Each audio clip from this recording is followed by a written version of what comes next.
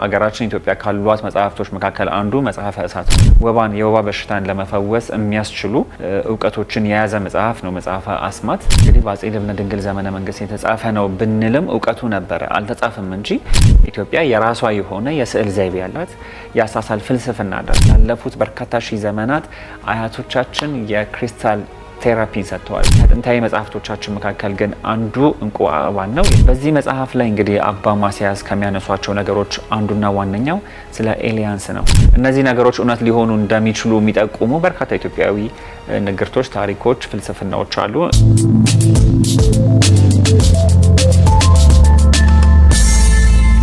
ኛው እጅግ ከሚያስደንቁኝ መጽሐፍቶች መካከል መጽሐፈ እሳት የተሰኘ መጽሐፍ ነው። ይሄ መጽሐፍ የተጻፈበት ዘመን በውል አይታወቅም። መጽሐፈ እሳት ነገር ግን መጽሐፈ እሳት የተባለበት ምክንያት ስለ እሳት ስለሚያወራ ነው። እንግዲህ አያቶቻችን ምን ያህል ነገሮች ላይ ጥልቅ የሆነ እይታ እንዳላቸው፣ ጥልቅ የሆነ ትንታኔ እንዳላቸው፣ ተፈጥሮን በአግባቡ ተረድተው ተፈጥሮን ተመራምረው እውቀቶቻቸውን፣ መረጃዎቻቸውን ለልጆቻቸው ለማስተላለፍ ያላቸውን ቀናነት ከምናይባቸው መጽሐፎች አንዱ እሳት ነው። ስለ እሳት አባቶቻችን ጽፈዋል። እሱ ብቻ አይደለም ግን መጽሐፈ እሳት ላይ አያቶቻችን አባቶቻችን እሳትን ማኒፑሌት የሚያደርጉበት፣ እሳትን የሚያጠፉበት፣ እሳትን የሚፈጥሩበትን ጥበብ የያዘ መጽሐፍ ነው። ዛሬኛ እሳት የምንፈጥርባቸው መንገዶች አሉ። ከዛ መንገዶች በረቀቀ መልኩ፣ በሚያስደንቅ መልኩ፣ እኛን ተረት ሊመስሉን በሚችሉ መልኩ እሳትን ማኒፑሌት የሚያደርጉበት፣ እሳት ሲነሳ እሳትን የሚያጠፉበት፣ ለመቆጣጠር አዳጋች የሆነ እሳት ሲነሳ ሰደድ እሳት ሲነሳ ያንን ሰደድ እሳት የሚቆጣጠሩበት፣ እሳትን መፍጠር ሲያስፈልጋቸው ደግሞ እሳትን መፍጠር የሚችሉባቸውን እውቀቶች የያዘ መጽሐፍ ነው። እያወራን ያለነው እዚህ ጋራ ፊዚክስ ነው።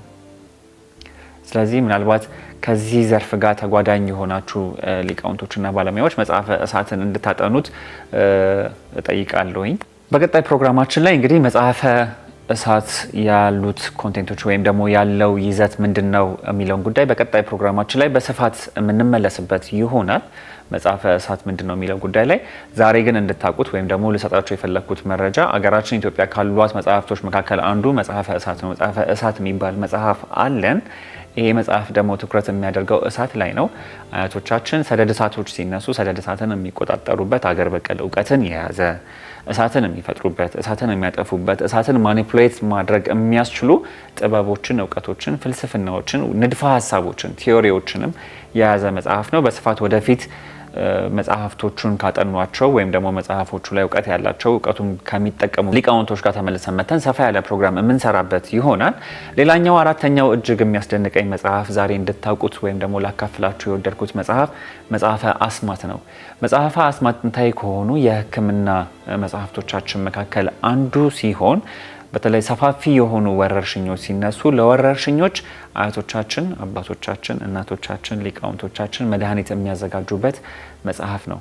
በተለይም ደግሞ በተለይ ባለፉት 100 እና 200 ዓመታቶች ላይ አያቶቻችን የወባ ወረርሽኝን ለመቆጣጠር ወይም ደግሞ ወባን ለመርታት የወባ በሽታን ለመፈወስ የሚያስችሉ እውቀቶችን የያዘ መጽሐፍ ነው መጽሐፈ አስማት።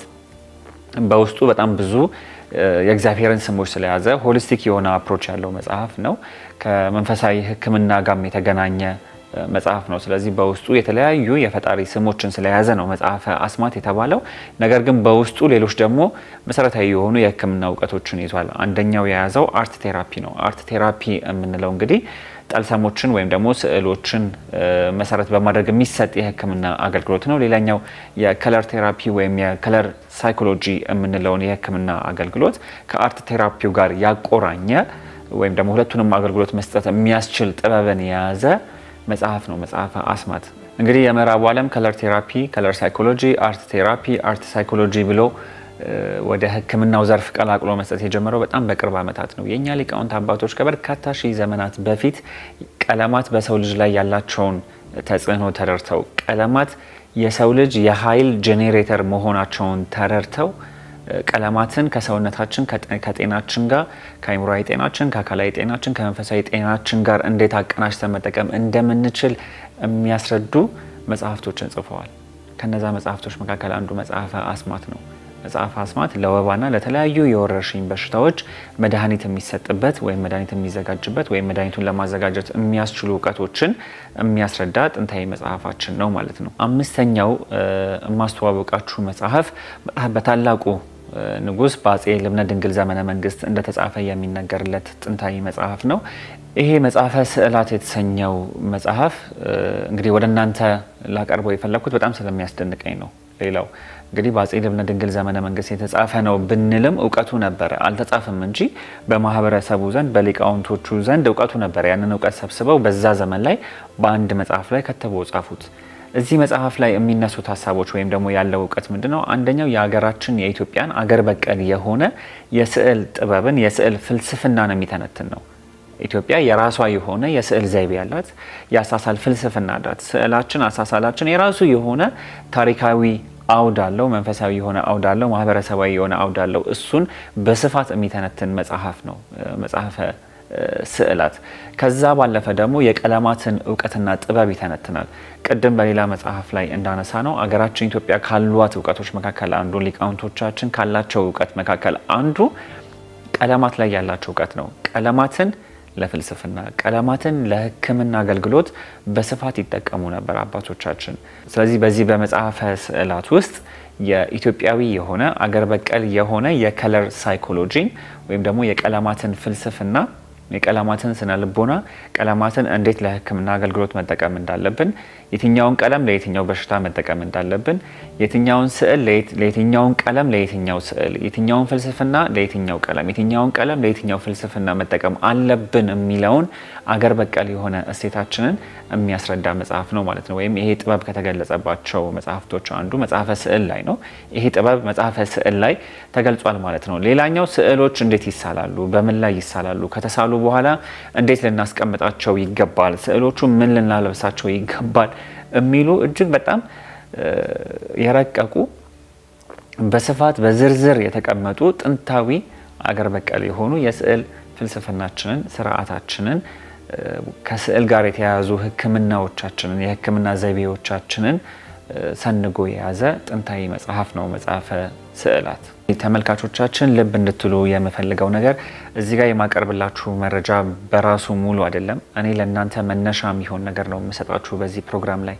እዚህ ጋር የሰማችሁትን ትንሿን ይችን ቁንጽል የሆነች የሰናፍጭ ቅንጣት የምታክል መረጃ ወይም ሀሳብ ይዛችሁ ግን እናንተ ሰፊ የሆነ ጥናት እንድታደርጉበት ፈልጋለሁኝ። የዚህ ፕሮግራም ዋና ዓላማ እናንተ ማነሳሳት ነው።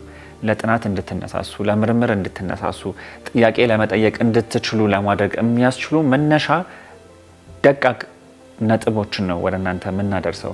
ይቺ ነጥብ ይዛችሁ ግን እናንተ የራሳችሁን ሰፋ ያለ በሙያችሁ ላይ ሰፊ ጥናትና ምርምር እንድታደርጉ ኢንስፓየር ለማድረግ ሞቲቬት ለማድረግ እናንተን ለማነሳሳት ነው መረጃዎች የምናቀርበው እንጂ መረጃዎቹ በራሳቸው ሙሉ ናቸው ማለት አይደለም። ይሄን ፕሮግራም የምትከታተሉ የዘርፉ ሊቃውንትም ይሄን መነሻ አድርጋችሁ እናንተ ሰፋ አድርጋችሁ ባላችሁ መንገድ እውቀቶቻችሁን እንድታካፍሉ ለመገፋፋትም ነው እዚህ ጋር እነዚህ መረጃዎች እያቀረበን ያለ ነው። ምናልባት መንገዱ ከሌላችሁ በዚህ በኢቲኤል ቴሌቪዥን መርሃ ግብርም ቀርባችሁ በእነዚህ መጽሐፍቶች ላይ ያላችሁን እውቀት በስፋት ልታካፍሉን ትችላላችሁ። በዚህ አጋጣሚ ጥሪ ይድረሳችሁ። ሌላኛው የምናነሳው ስድስተኛው ጥንታዊ መጽሐፍ እንቁ አእባን ይሰኛል። እንቁ አእባን እጅግ በጣም የሚያስደንቅ ጥንታዊ መጽሐፍ ነው። ይሄ መጽሐፍ በግምት ከ300 እስከ 400 ወይም ደግሞ ከዛ በላይ የሚሆኑ የከበሩ ማዕድናትን በኢትዮጵያ ውስጥ የሚገኙ የከበሩ ማዕድናትን በስፋት የሚዘረዝር መጽሐፍ ነው። ስለ ማዕድናቱ ወይም ስለ ከበሩት ድንጋዮች አይደለም መጽሐፉ የሚያወራው። እነዚህ የከበሩ ድንጋዮች እንዴት ለተለያየ ዓላማ ይውላሉ የሚለውን ነገር ነው በስፋት የሚተነትነው። የሀገራችን የኢትዮጵያን ስልጣኔ ስናነሳ፣ በተለያየ ዘመን ላይ የነበረውን ስልጣኔ ስናነሳ ከስልጣኔያችን ጀርባ አንደኛውና ዋነኛው መሰረት ወይም አእማድ የከበሩ ማዕድናቶች ነው። ወይንም ደግሞ አሁን በዘመናዊ አጠራር ክሪስታል ቴክኖሎጂ የምንለው ነው። የኢትዮጵያ ስልጣኔ በጣም ካበበባቸው ዘርፎች አንዱ የከበሩ ማዕድናትን መሰረት ያደረገው ስልጣኔ ነው። የስነ ህንፃ ግንባታችንን ብናየው በአክሱምም በኋላም በነ ቅዱስ ንጉስ ላሊበላ፣ በነ ቅዱስ ንጉስ ይምርሃነ ክርስቶስ፣ በሌሎቹም ነገስታቶች ላይ የተነሳውን የኪነ ህንፃ የስነ ህንፃ ስልጣኔ ስናነሳው ከዛ ጀርባ ያለው እውቀትና ስልጣኔ ከከበሩ ማዕድናት ጋር የተያያዘ ስልጣኔ ነው። ከስነ ህንፃ ግንባታው ጋር ብቻ ሳይሆን ከሕክምናም ጋር ወደ ተገናኘው ነገር ስንሄድ በክሪስታል በከበሩ ማዕድናቶች የተለያዩ የሕክምና አገልግሎቶች ይሰጡ ነበር። ክሪስታል ቴራፒን አባቶቻችን ተረድተው ይሰጡ የነበረው ባለፉት 50 ወይም ባለፉት 100 ዓመታቶች አይደለም ላለፉት በርካታ ሺህ ዘመናት አያቶቻችን የክሪስታል ቴራፒን ሰጥተዋል። በከበሩ ማዕድናት በሽታዎችን ይፈውሱ ነበር። አሁንም ይፈውሳሉ አባቶቻችን። የከበሩ ማዕድናትን ለጌጥ የከበሩ ማዕድናትን ቤትን ወይም ሰውነትን ለማስጌጥ አይደለም አባቶቻችን የሚጠቀሙባቸው። የከበሩ ማዕድናትን ኃይል ለማጎልበት፣ ለስነ ህንፃ ግንባታ፣ ለሕክምና አገልግሎት መጠቀም የጀመሩት በጣም ወደ ኋላ በርካታ ሺህ ዘመናትን ነው። አባቶቻችን ይህንን እውቀት አውቀው ተረድተው ይጠቀሙበት የነበረው።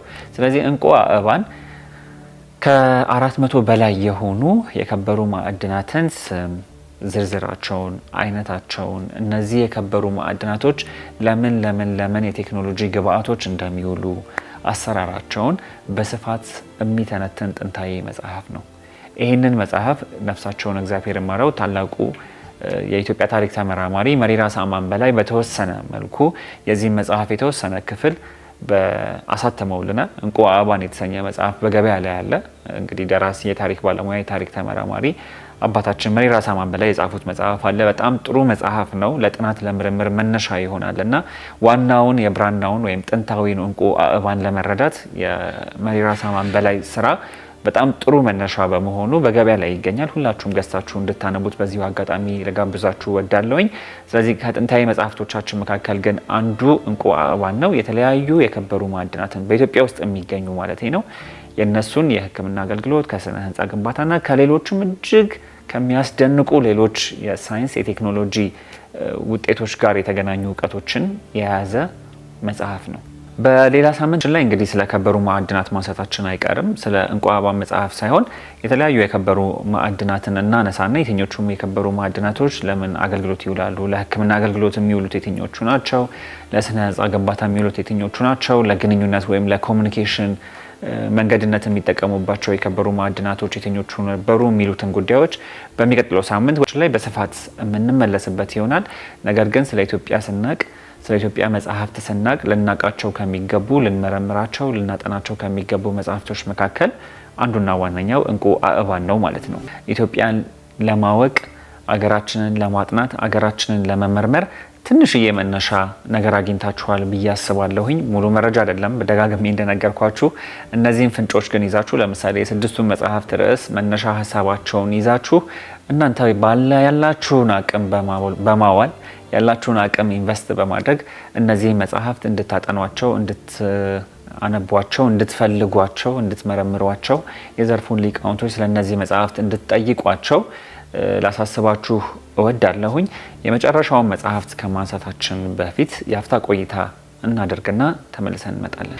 የመጨረሻው መጀመሪያ ስነሳ እንዳልኩት በኢትዮጵያዊነቴ በጣም እንድኮራ ከሚያደርጉኝ ኢትዮጵያ በጣም ድንቅ ሀገር እንደሆነች እንድረዳ ካስቻሉኝ ይበልጥ ሀገሬን ለማወቅ ከሚያነሳሱኝ በቀደሙት ዘመናቶች ውስጥ የተነሱትን ኢትዮጵያዊ ሊቃውንቶች እንዳከብር እንድወድ ይበልጥ እንዳቃቸው ከሚገፋፉኝ መጽሐፍቶች መካከል አንዱ ነው። 7ኛው መጽሐፍ። ይሄ መጽሐፍ መጽሐፈ ማስያስ ይሰኛል። መጽሐፈ ማስያስ እጅግ በጣም የሚያስደንቅ መጽሐፍ ነው። እኔም ጥልቅ የሆነ መረጃ የለኝም፣ መነሻ ነው ያለኝ ስለዚህ መጽሐፍ። ይሄ መጽሐፍ እንግዲህ በጣና ገዳማቶች ውስጥ ከሚገኙ ገዳማቶች ውስጥ በአንዱ ገዳም ውስጥ እንደሚገኝ የተለያዩ መረጃዎች ያመለክታሉ። ይሄ መጽሐፍ ትኩረት የሚያደርገው ስለተለያዩ ዓለማት ነው ወይም ስለተለያዩ ፕላኔቶች ነው መጽሐፈ ማስያስ የሚያነሳው። እንግዲህ አባ ማስያስ የሚሰኙ ታላቅ ኢትዮጵያዊ ሊቅ፣ ታላቅ ኢትዮጵያዊ አባት እና ቅዱስ አባት ናቸው።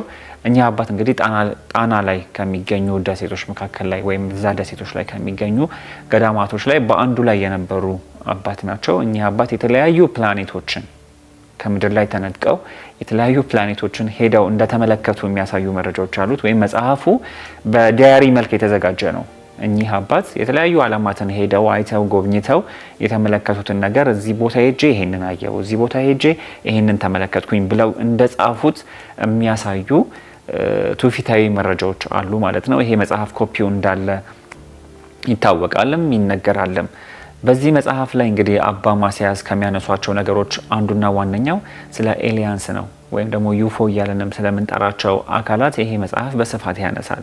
እንግዲህ አሁን ድረስ ዓለም ወይም ደግሞ ናሳን መሰል ትላልቅ ተቋማቶች ሚስጥር አድርገው ወይም ደግሞ በህቡ ከሚጠኑ ኤሪያ 51 እየተባለ በጣም በሚስጥር የተለያዩ ኮንስፓይሬሲ ቲዮሪዎች እየተነደፉለት ከሚጠኑባቸው ዘርፎች አንዱ የኤሊያንስ የዩፎ ከምድራችን ውጪ ስላሉ ሌሎች ፍጡራኖች የራሳቸው ሳይንስ፣ የራሳቸው ቴክኖሎጂ፣ የራሳቸው ስልጣኔ አላቸው ተብሎ ስለሚታሰቡ ፍጡራን የተለያዩ ጥናቶች እንደሚደረጉ እናውቃለን። በርካታ ቢሊየን ዶላሮችም ለዚህ ጥናት እንደዋለ እናውቃለን።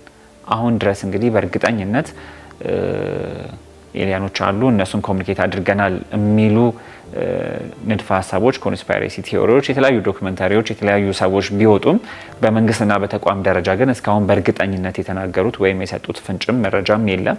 በቅርቡ በሲኤንኤን በፎክስ አንዳንድ መረጃዎች ቢወጡም ሙሉ መረጃዎች ግን አይደሉም።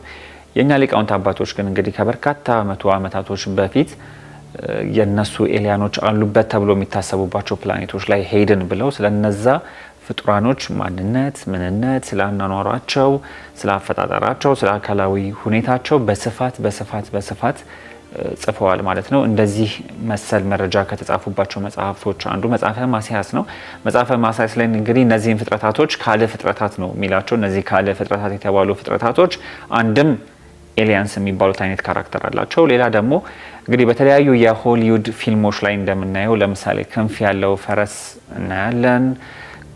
በግብጽ ታሪክ ውስጥ ወይም በሌሎችም ቦታዎች ላይ እንግዲህ ከወገብ በላይ ሰው ከወገብ በታች ሌላ ፍጡር እንደዚህ ሲባሉ የምንሰማቸው ነገሮች አሉና እነዚህ ነገሮች እውነት ሊሆኑ እንደሚችሉ የሚጠቁሙ በርካታ ኢትዮጵያዊ ንግርቶች፣ ታሪኮች፣ ፍልስፍናዎች አሉ። ይሄን መሰል ታሪኮች ከተጻፉባቸው መጽሐፍቶች መካከል አንዱ መጽሐፈ ማስያስ ነው ማለት ነው።